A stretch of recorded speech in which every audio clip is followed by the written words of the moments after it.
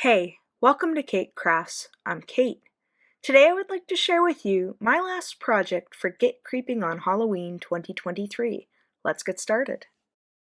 So to kick things off, we're going to do something a little bit different today.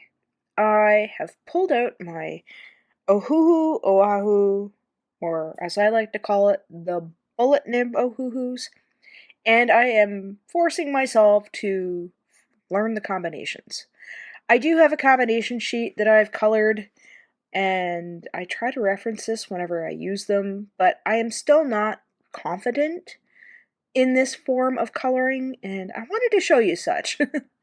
Because I am versed in Copics, and this year I was gifted a set of Ohuhus, and I rather like how juicy they are. They're a little bit different to color from, or to color with, I should say, because they aren't the brush tips, they're the bullet nibs, so overall getting into tiny places with these guys is pretty fun, but I still have to work on blending techniques with them, because with the brush tips that my Copics have, I get a better blend with them, and even though this is the same kind of marker with the same kind of outcome, it's a different type of application, although it's a similar application, if that makes sense. Basically, I gotta learn how to ink blend in larger areas, because this is such a smaller tip that I'm working with, whereas the Copics have a bit of a larger tip to color with, if you've ever used them. Or if you haven't, that's basically what you're working with. So if you understand what I'm talking about, I will give this video a thumbs up, because I'm struggling a little bit still. As you can tell, I'm still a little bit cold. I have a cold, I should say. I ended up having to pop halls, if you will, in order to complete this voiceover, because I go in and out of sounding like Marge Simpson's sisters. What is it? Thelma and Selma, or I can't remember their names. I don't know. But anyway, long story short, I'm still on the mend, although I'm feeling a lot better than I was over Christmas, and yeah. But enough about that. More back onto the Ohuhus. Now, I know some of you probably can't see the glare on some of these markers, or I should say all of you probably can't see all of the marker combinations here that I've got going on, but I do have them all listed down below. I made sure to make a note of all of them, and what I have here is the E644, the E769, the E364, the E280, the E288, the E286, the G483, G284, G289, the V369, the V276, V289, the CG090, CG080, CG071, CG051, CG41, 041 I should say, and the E194. Now I do have a couple of others that I use in later on. I can't remember that off of the top of my head, because I forgot to write them down. Yes, but you know, when I do, I'm going to try and force myself to really put an effort into using these in 2024, because they are rather nice. From what I understand, the combination of numbers and letters are similar to the other collections of the Ohuhus. I don't know how many different kinds of Ohuhu markers there are. I just know of the brush tip and the bullet nib. I don't have any of the brush tip, but I will leave some links down in the description box below if you are an Ohuhu user or you're on the fence. These are very affordable.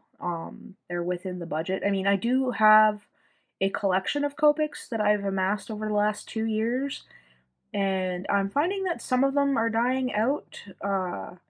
And from what I understand, they're not supposed to, but I've expressed concern about this in a previous video. I think it's a manufacturer's problem with the way the plastic is and housing the alcohol ink on the inside. I could be wrong, I don't know, but That is what I've deduced so far.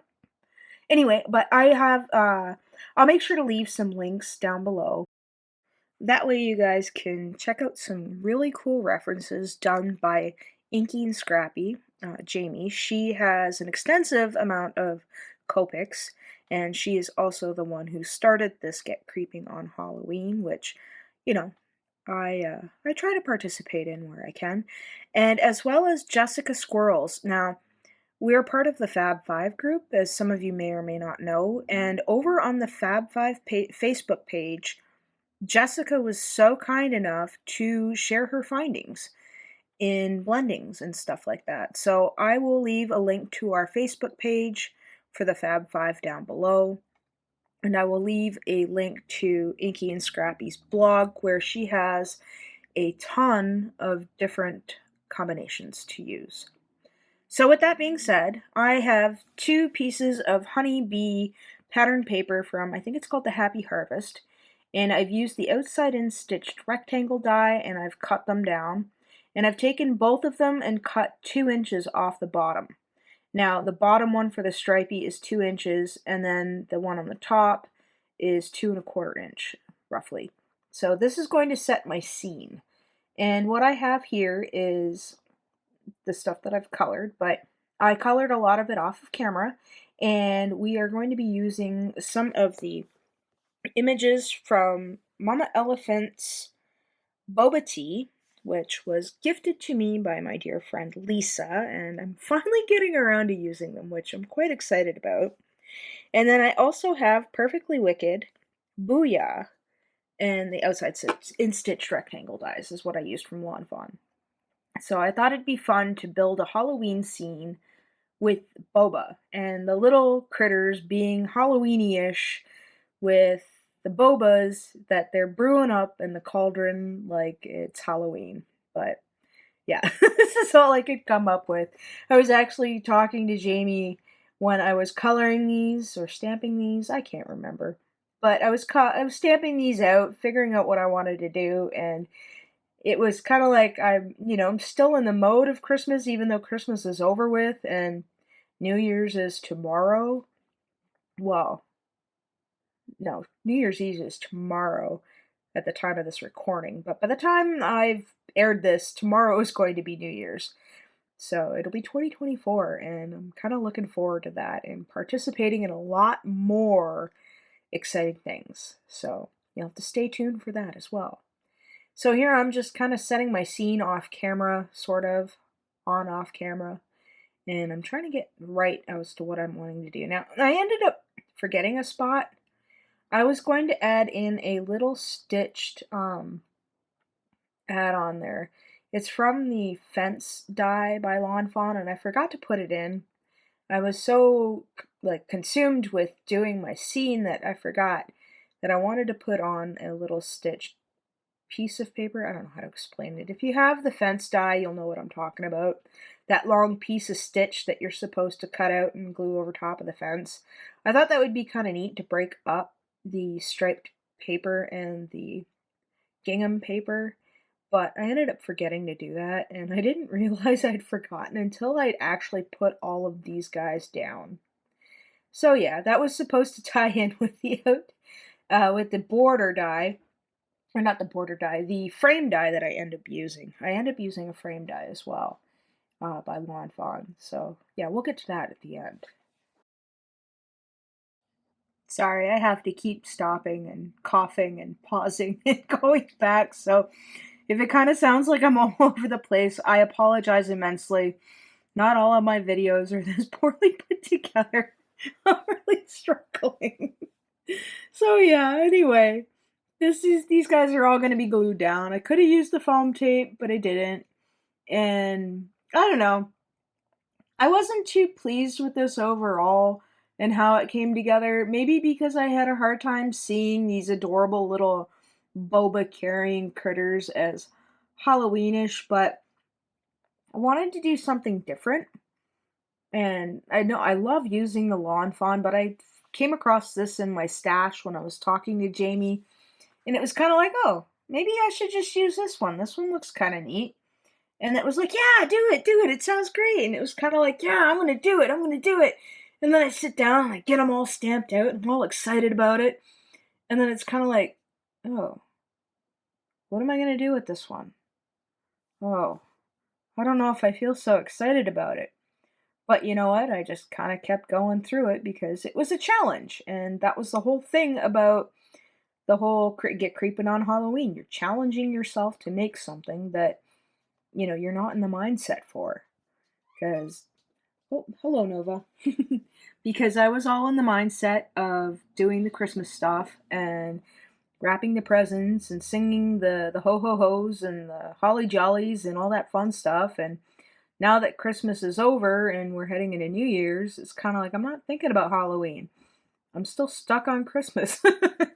So then that's where the challenge lies in.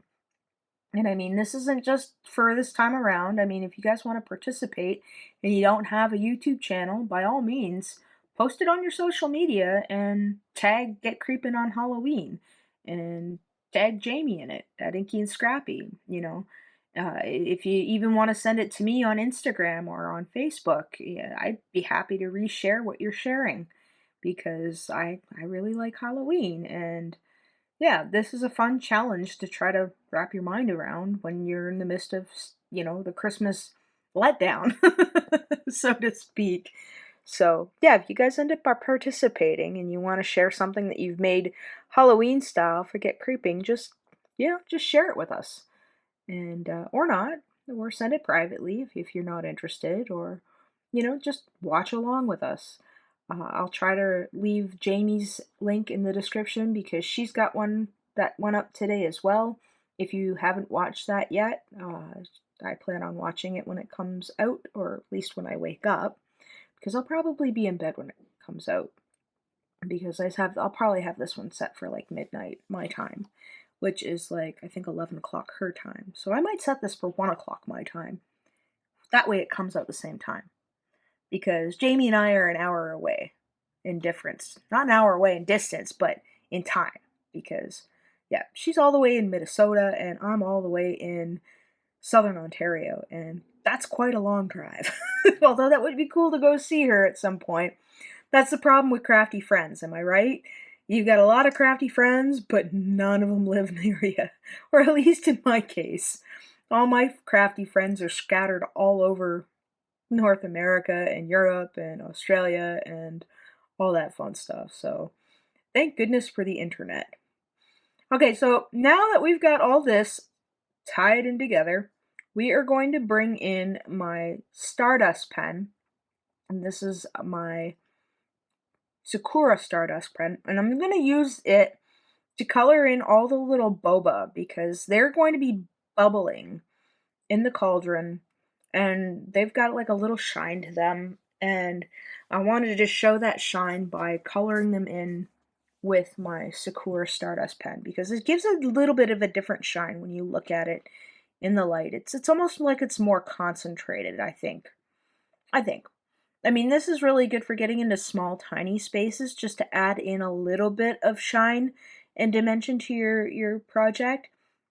But once I've done this, then I think, if we drop those bobas in the green liquid, what do you think would happen with the shimmer? But first, we're going to do a little bit of the it's a 295 it looks like. So that's another Ohuhu number that I used is the 295, just to kind of darken up those cheeks a little bit and to color in the cute little monkey's ear. Okay, so back to my question.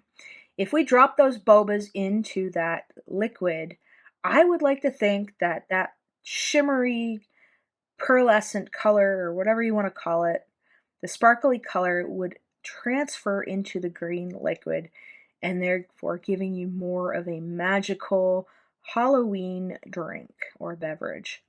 And I think that's what we're going to do with this. So I think that once these little critters dropped in those little tiny bobas that were sparkling with all of that Sakura Stardust pen, that once they hit the water, they turned into a gorgeous little shimmery mess.